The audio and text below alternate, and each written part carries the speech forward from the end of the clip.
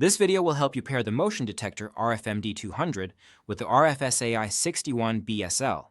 When setting the functions, the batteries need to be removed. Set the sensitivity of the sensor and, using the switches, select the desired function according to the manual. On the device that you want to pair with the sensor, press the prog button. The indicator light will start blinking. Insert the batteries into the device.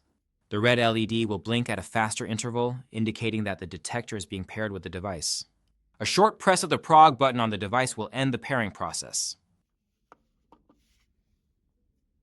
After going through all the steps, simply activate the sensor with a motion, which will serve as the final verification of the function.